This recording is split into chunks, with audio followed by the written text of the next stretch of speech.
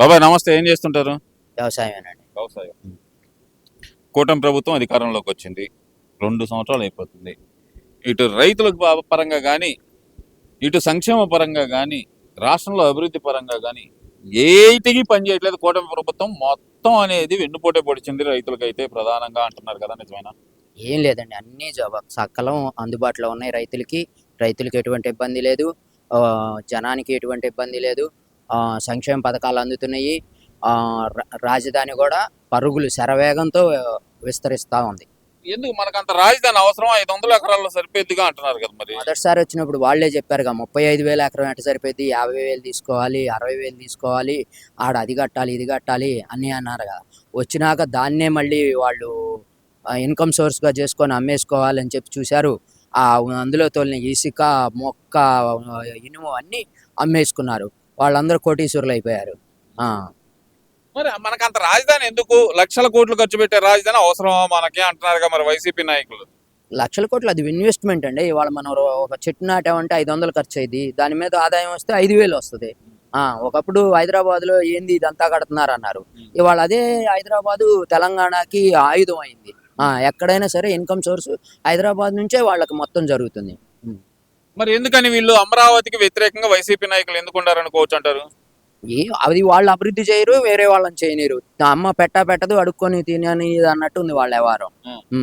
అదేండి, చంద్రబాబు నాయుడే అప్పులంటూ తీసుకొచ్చి లక్షల కోట్లన్నీ అమరావతిలో పెడుతున్నాడు. అదే డబ్బులతో అయితే 20,000 కోట్లతో అయితే మావిగన్ అభివృద్ధి అయితే కదా. 110 కిలోమీటర్లు ఉంది, హైవే అమ్మట అభివృద్ధి చేసుకోవచ్చు. అక్కడ చూస్తే సీ పోర్ట్ ఉంది, విజయవాడ చూస్తే ఎయిర్పోర్ట్ ఉంది, గుంటూరు చూస్తే రైల్వే స్టేషన్ ఉంది. ఈయన ఉండే కదా అంటున్నారు కదా. మరి రాజధాని అనేది ఒక ప్లాన్డ్ ప్రకారం చేసేది రాజధాని. వీళ్ళు చెప్పేది రోడ్డు అమ్మట బిల్డింగ్లు కట్టుకుంటా పోతే రాజధాని అవుతుందండి. ఏం మరి వాళ్ళు చెబుతున్నారు, చెప్తారు. వాళ్ళకి ఏదైనా మా నోటికి ఏదొస్తే ఓ స్క్రిప్ట్ రాసిస్తే నేను కూడా చదువుతాను, మీరు ఒకటి రాసి ఉండే నేను చదువుతాను. ఆయన చదవటానికి తప్పితే బుద్ధితో మాట్లాడు. ఆయనకనేది మాజీ ముఖ్యమంత్రి అండి. ఆయన మాజీ ముఖ్యమంత్రి అయినంత మాత్రాన ఆయన మాట్లాడేది ఒక రోజేమో వైజాగ్ లో అంటాడు, ఒక రోజేమో మావిగన్ అంటాడు, ఒక రోజేమో 3 రాజధానులు అంటాడు. ఇట్లా ఇప్పుడు మావిగన్ చెప్పాడండి, మరి ఒంగోలు వాళ్ళు ఊరుకోరుగా, మాది హైవే పక్కన ఉంది, మా ఊరు కూడా కలపండి అంటారు కదా.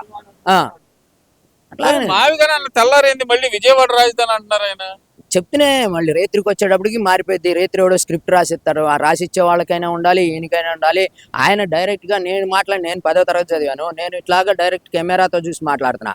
ఆయన ఇట్లా చూసి మాట్లాడుతాను తప్పితే ఏదైనా ఒక క్వశ్చన్ అడిగితే దాన్ని దాటేసే సమాధానం తప్పితే రెండోది లేదు. సరే, అదే ప్రెస్ మీట్ లో ఒక రిపోర్టర్ అడిగాడు, వైజాగ్ మన రాజధాని అన్నారు, వైజాగ్ సంగతి ముగిసినట్టేనా అంటే సమాధానం చెప్పకుండా వెళ్ళిపోయారు. అంటే ఇప్పటికీ వైజాగ్ అనేది ఆయన మనసులో వద్దంటారా? ఏదీ లేదండి. ఏదో రకంగా తిమ్మిని బొమ్మిని చేసి ఓ బొట్టలో జనాన్నేసి మళ్ళీ అధికారంలోకి వచ్చి ఇంకేమైనా మిగులు తరుగు ఉంటే దోచుకొని మొత్తం లండనో బొండనో జారేసుకొని వెళ్ళిపోదాం అనే పదవీ కాంక్ష తప్పితే ఒక రైతుకు కాదు కదా, నమ్మిన మనిషికే వాళ్ళ సొంత బంధువులకే న్యాయం చేయడు. అదేందండి ఆ మాట అంటారు, దోచుకో దాచుకో పంచుకో తినుకో అనేది చంద్రబాబు నాయుడు అనుకో, అందుకనే వాళ్ళు దోచుకుంటున్నారు.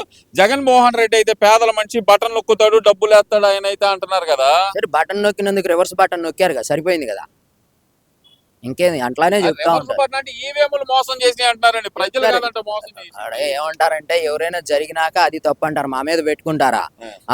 రాజధానిలో ఉన్నప్పుడు రాజధాని పరిపాలన చేస్తా వెళ్లే దారిలో పరదాలు కట్టుకొని రాజధాని రైతుల గురించి ఒక్క రోజు కూడా మాట్లాడకుండా ఇవాళ రాజధాని రైతులకు మేము న్యాయం చేస్తాము, వీళ్ళకి న్యాయం చేస్తాం, అందరికీ న్యాయం చేస్తామని అంటారు. పదవిలో ఉన్నప్పుడు ఏమి చేయకుండా పదవి పోయినాక న్యాయం చేస్తామంటే మళ్ళీ పదవి దక్కించుకోవటానికి తప్పితే రెండో ఉద్దేశం ఏమీ లేదు.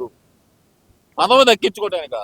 కన్ఫామ్ గా పదవి కోసం కాదు, పేద ప్రజల మీద ప్రేమతోటి వీళ్ళకి సంక్షేమ పథకాలు ఇస్తానని చెప్పి సూపర్ 6 హామీలు ఇచ్చాడు చంద్రబాబు నాయుడు.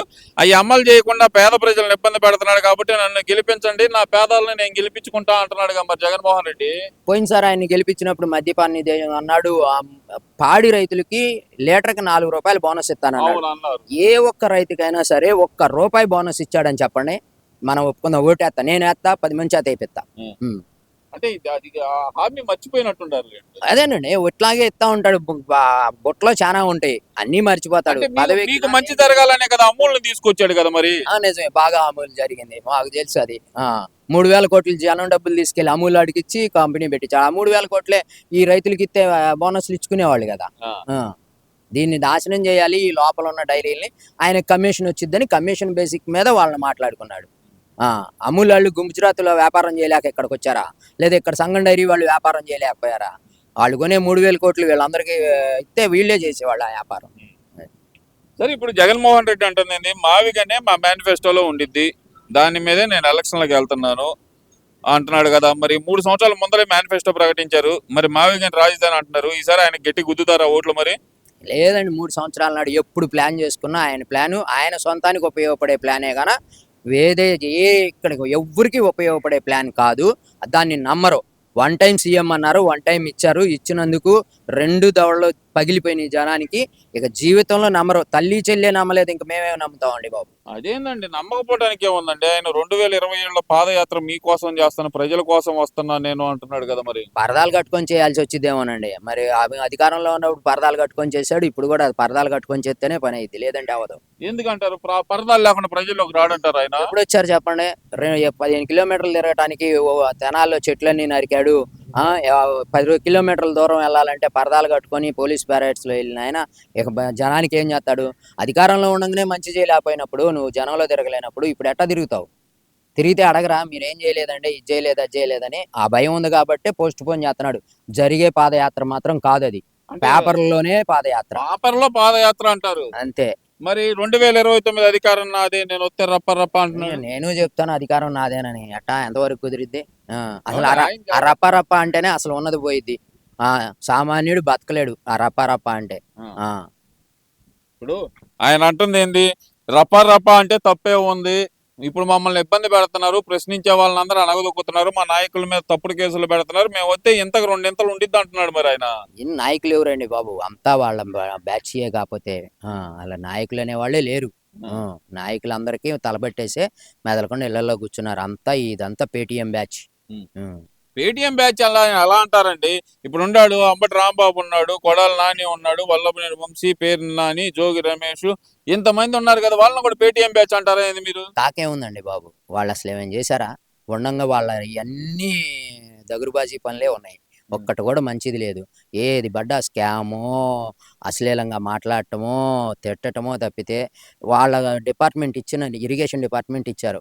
దాని గురించి నేను ఇదిగో ఇంత కట్టాను, ఇంత చేశానని ఏ రోజేం చెప్పాడా అంబటి రాంబాబు? అది తెలియాలని రూల్ ఏమన్నా ఉందా? నేను నీటిపారుదల శాఖ మంత్రి అయితే పని చేసింది చెప్పాలి కదా. ఇప్పుడు దాన్ని డెవలప్ చేసినా అని చెప్పాలి. అది కూడా లేదు.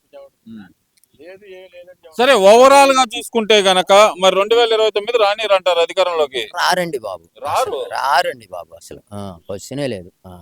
ఈ 11 కూడా నిలబడవు. 11 కూడా నిలబడే అవకాశం లేదంటారు? అస్సలు లేదు.